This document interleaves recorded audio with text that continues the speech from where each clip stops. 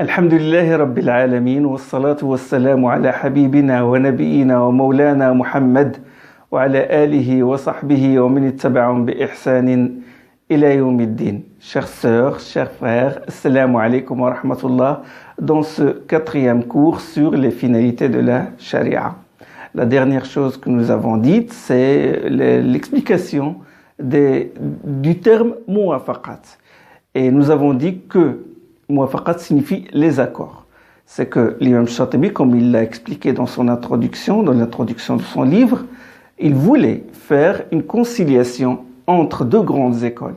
L'école hanafite qui se permet certaines libertés dans l'opinion personnelle et l'école malikite qui est très penchée vers les arguments scripturaires, le Coran et la Sunna.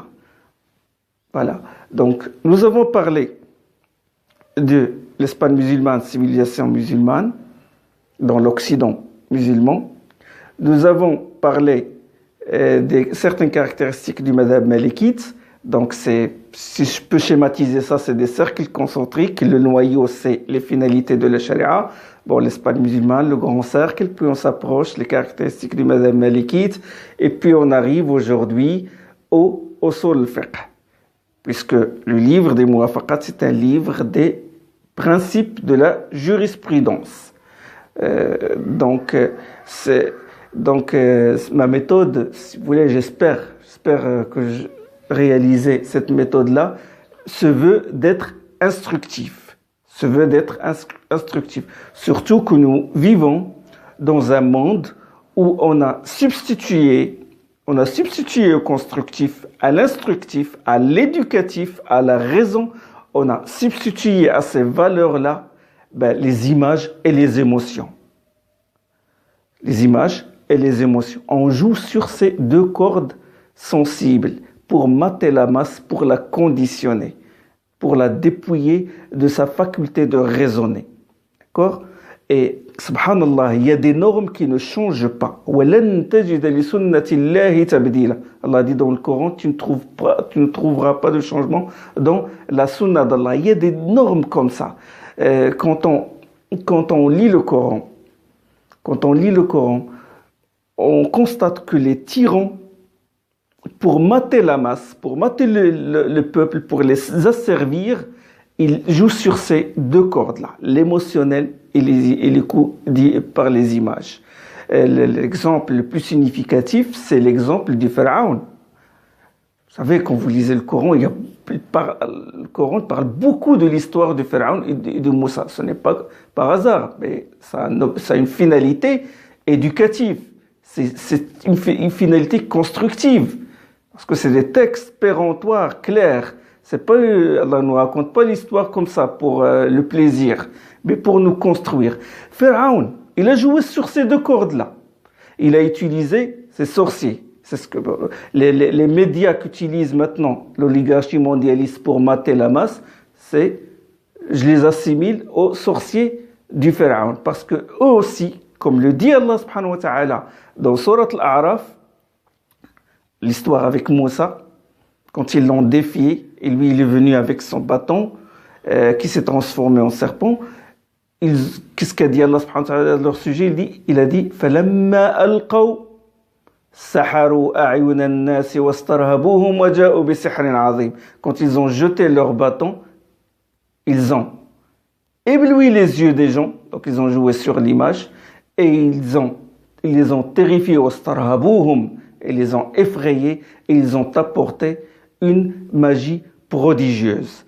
Et ces médias-là d'aujourd'hui, qui ne sont que les suiveurs des sorciers du pharaon auparavant, ils jouent sur ces deux cordes-là, et le mondialisme qui a joué sur ces deux cordes-là, il a balayé, il a emporté avec lui même les musulmans. C'est-à-dire que même les musulmans, ils sont très éblouis par les images, et ils jouent aussi sur les émotions. On trouve par exemple beaucoup de musulmans au lieu de se construire une personnalité, au lieu d'apprendre le ilm, au lieu de s'éduquer, au lieu de faire des efforts sur eux-mêmes, ben on les voit, bon, parce que moi je connais les jeunes musulmans, qu'est-ce qu'ils font et tout.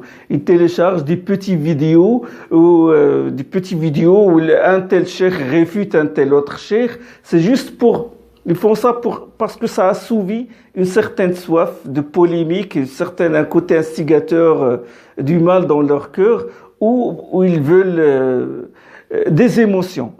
Ils téléchargent des petites vidéos de 2-3 minutes, ils disent voilà là où le cheikh pleure, voilà là où le cheikh dit une belle exhortation, etc. D'accord? Alors qu'ils évitent tout ce qui est constructif. Voilà, c'est donc mon objectif par l'aide d'Allah, c'est de donner quelque chose qui est édifiant. Alors, usul fiqh. Je vais parler de usul fiqh et d'un petit historique de usul fiqh de l'époque du prophète sallallahu alayhi wa sallam jusqu'à l'imam Shatibi. Qu'est-ce que l'imam Shatibi a apporté dans ce domaine?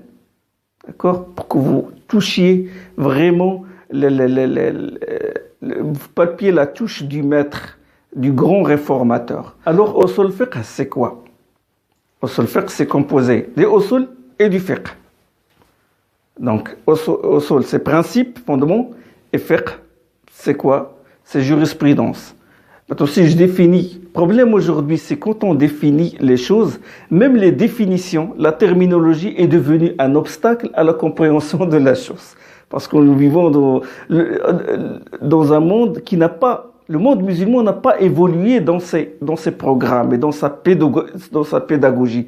On reste limité sur des programmes qui datent du Moyen-Âge. Et c'est ce qui fait que les jeunes, maintenant, beaucoup, les talabat al-ilm, ils connaissent juste, ils s'accrochent aux définitions et quand on leur demande s'ils ont compris, compréhension profonde, non. C'est-à-dire que la terminologie est devenue un obstacle à la compréhension. Par exemple, si je définis ce que ça veut dire usul fiqh, ma'rifat al-ahkam al-amaliyya bi adillatiha at-tafsiliyya, la connaissance des ahkam, des dispositions légales qui concernent les actes avec leurs arguments détaillés. La plupart ne vont pas comprendre. Donc il vaut mieux qu'on j'explique par l'aide d'Allah, par les détails de la chose.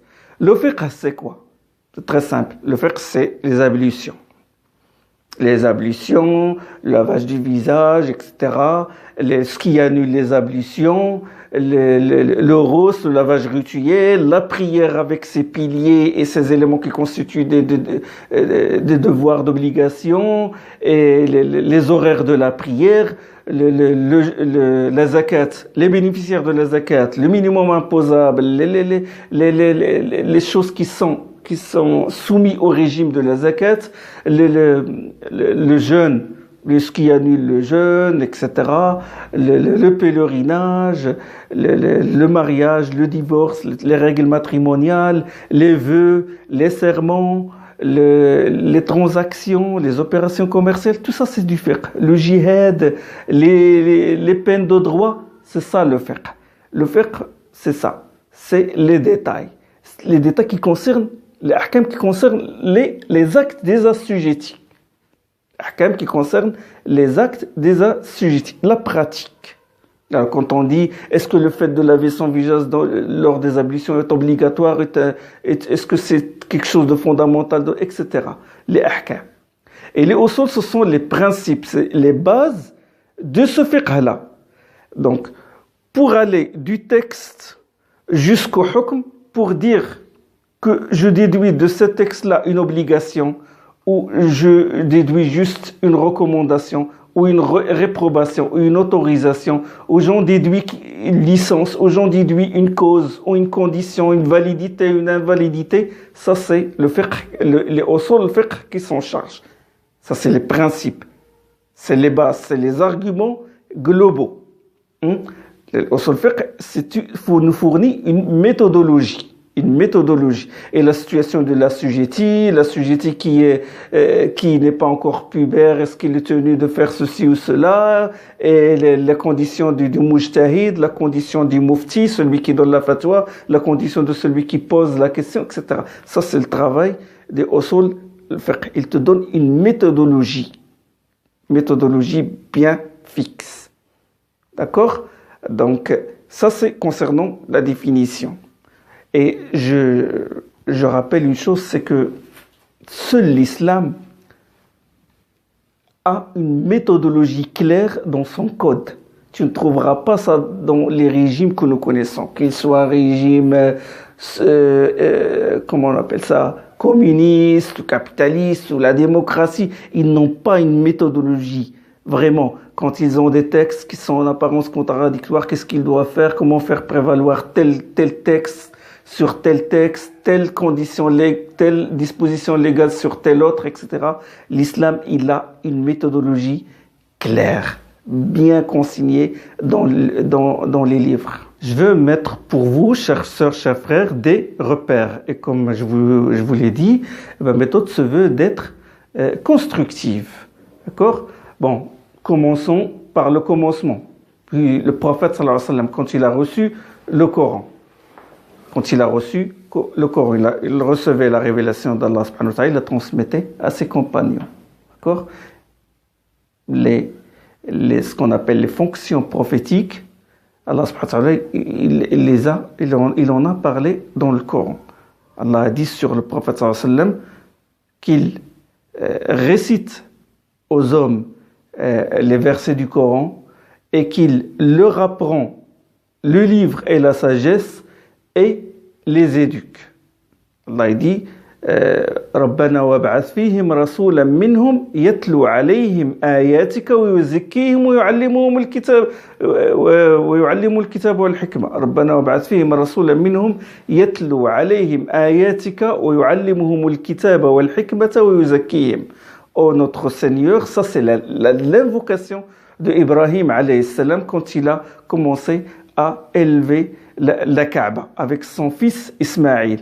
Et il a invoqué Allah subhanahu wa ta'ala en ces termes. Il dit, oh Allah, envoie dans cette communauté en Arabie un prophète issu d'eux qui leur récite tes versets et leur apprend le Coran, et leur apprend le livre et la sagesse et les purifie, les éduque. Et ça s'est répété 4 fois dans le Coran. ربنا وابعث فيهم رسولا من أنفسهم ربنا وابعث فيهم رسولا منهم يتلو عليهم آياتك. Le prophète sallam a dit que cette da'wa, il a dit que je suis moi-même l'exaucement de cette invocation du prophète Ibrahim alayhi salam, cette invocation qui se trouve dans sourate al-Baqarah.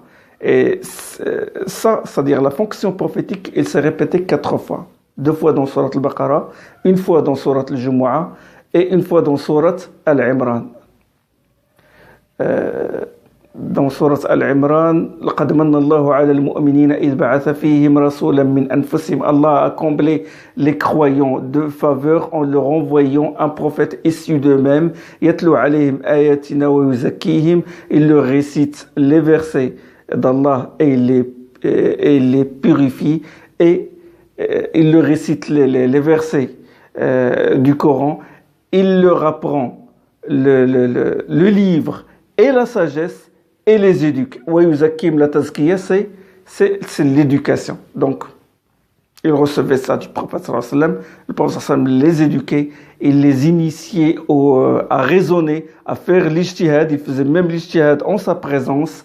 À travers, il leur apprenait aussi le qiyas, de faire des analogies à travers les exemples qu'il donne, qu'il reçoit d'Allah, qu'il leur transmet, comme quand il dit, dans le verset d'Allah subhanahu wa ta'ala où il dit ضرب الله مثلا رجلا فيه شركاء متشاكسون ورجلا سلما لرجل هل يستويان مثلا.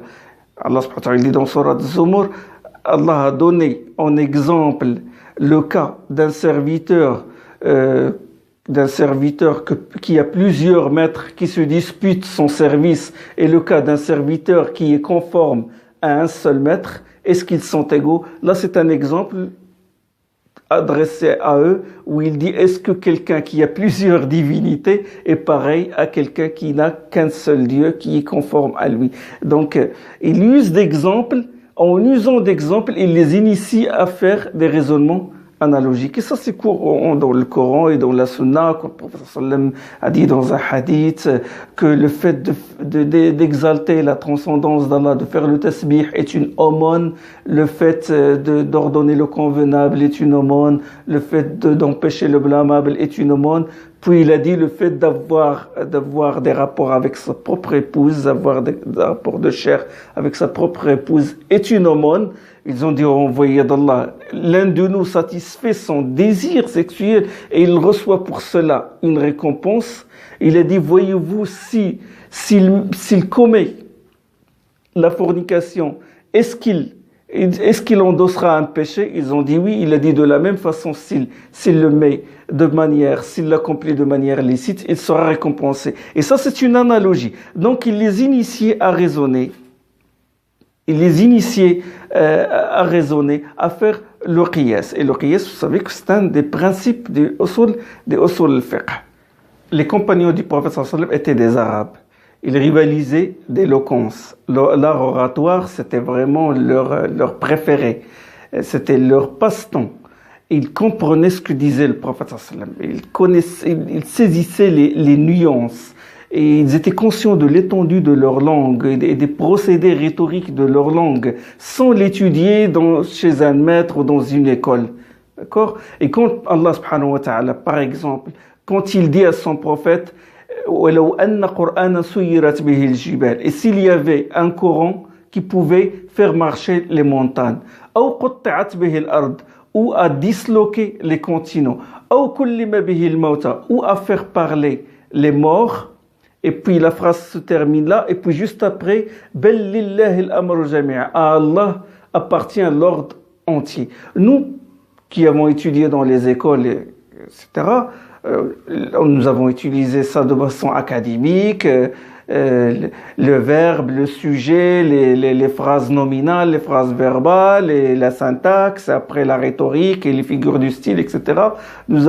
Qu'est-ce que nous faisons? Nous lisons la phrase, nous disons, bon, la phrase est incomplète, parce que là, c'est une phrase conditionnelle. S'il y avait un courant qui pouvait faire marcher les montagnes, etc., mais après, juste après, Allah dit, à Allah appartient à l'ordre entier. Où est la phrase principale après la condition si? Il y a si, la subordonnée, mais la phrase principale, je ne l'ai pas. Nous, en arabe, c'est la même chose. On dit, eux, non, directement, ils comprenaient. Ils disaient que s'il y avait un courant qui pouvait faire ces choses-là, ce serait bel et bien, dans leur tête directement, ce serait bel et bien ce Coran-là. Donc ils comprenaient ce qu'on appelle la concision, l'ijaz. Nous l'avons étudié, il a fallu plusieurs années pour comprendre ça. Or, ces choses-là, cette rhétorique-là, c'est le fondement, c'est ce sur quoi repose usul al-fiqh par la suite.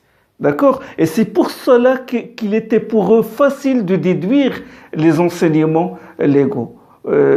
Parce que la langue arabe, c'est vraiment l'intermédiaire entre le texte et le hukm, et l'enseignement, la disposition légale. D'accord?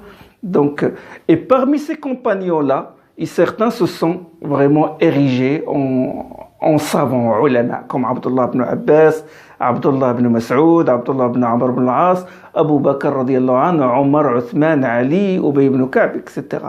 Donc, par la suite, ceux-là, ces mêmes savants, ils ont construit, se sont entourés de disciples et ils ont formé ce qu'on peut appeler des écoles. Et par la suite, il y a eu l'école Hanafite, Hanbalite, etc. D'accord? Et l'ijma', il a eu lieu après la mort du prophète sallallahu alayhi wa sallam. Quand les compagnons étaient devant un problème, alors pour résoudre ce problème-là, qu'est-ce qu'ils faisaient? Bon, ils recouraient au Coran ou à la Sunna, mais quand ils n'arrivaient pas à trouver le hukm qui s'applique à cette situation-là, à cet imprévu-là, qu'est-ce qu'ils font? Bon, ils réunissaient, Abu Bakr réunissait les compagnons, Omar faisait la même chose, et c'est ce qui fait qu'il y a eu l'ijma', il y a eu le consensus, parce que le consensus est apparu après la mort du prophète sallallahu alayhi wa sallam. Et bien sûr, il y a des textes qui prouvent qu'il y a qui indiquent que la communauté ne se réunit jamais autour d'une erreur, autour d'un égarement. Ça, on va l'expliquer par la suite, Inch'Allah, dans les usul fiqh. Avec le temps, avec le temps, l'apparition des écoles, etc., et l'extension du territoire musulman, des non-musulmans sont entrés en islam. Et là, la langue arabe commence à être contaminée par les dialectes, les autres langues, et à être altérée. Et ça a perturbé si vous voulez, ça constitue comme un prisme qui a dévié la vision des gens sur les ahkam. C'est-à-dire qu'ils n'arrivaient pas à déduire comme il faut les enseignements des textes du Coran et de la Sunna. D'accord? Il y a eu des problèmes, un mélange, les gens se basaient comme argument sur des textes généraux et ils oublient le texte qui en restreint la portée. Ils se basaient sur un texte qui a été abrogé et ils oublient le texte qui l'a abrogé, etc. Et là, ça a poussé des savants, notamment Abdurrahman ibn Mahdi, qui est un savant du hadith. Quand il a constaté ça dans le Basra en Irak, il a appelé, il a demandé l'imam Shafi'i, lui a dit, il faut que tu fasses une risala qui résout ces problèmes-là. C'était une risala sur les usul al-fiqh. Une risala, il lui a posé 4 questions. Il a dit, écoute, essaie de me répondre à ces 4 questions. Abdurrahman ibn Mahdi est un géant du hadith. Et il a fallu un faqih, un savant qui connaît la jurisprudence, quelqu'un qui est un érudit, quelqu'un qui connaît très bien la langue arabe. Et Shafi'i remplissait ces conditions-là. Il lui a envoyé une lettre, il lui a dit, voilà, il faut que tu répondes à 4 questions suivantes. Les significations du Coran, comment tirer les enseignements du Coran, et la question de l'abrogeant et de l'abrogé, nasikh ou al-mansoukh, et aussi des divergences apparentes entre les textes, et qabul akhbar fi, c'est-à-dire les textes qu'on doit accepter, les hadiths qu'on doit accepter dans notre argumentation, comment dire que ce texte-là, il sert à être un argument probant et on peut en tirer un hukm. Et la 4e question, c'est quoi l'ijma'? 4 questions que Abdurrahman ibn Mahdi a demandé à l'imam Shafi'i. Et l'imam Shafi'i, en réponse à ces questions-là, il a écrit sa fameuse Risala du Shafi'i. Inch'Allah, dans le prochain cours, je vais vous donner un résumé parce que c'est fondamental. Et je le dis, je le répète, que mon travail se veut d'être constructif. Donc, je vais vous donner un résumé de cette fameuse Risala pour que vous ayez une idée assez claire sur le usul al-fiqh. Sur ce usul al-fiqh pour aller encore parler de l'évolution des usul al-fiqh de Shafi'i jusqu'à notre imam Abu Ishaq الشاطبي. سبحانك اللهم وبحمدك أشهد أن لا إله إلا أنت أستغفرك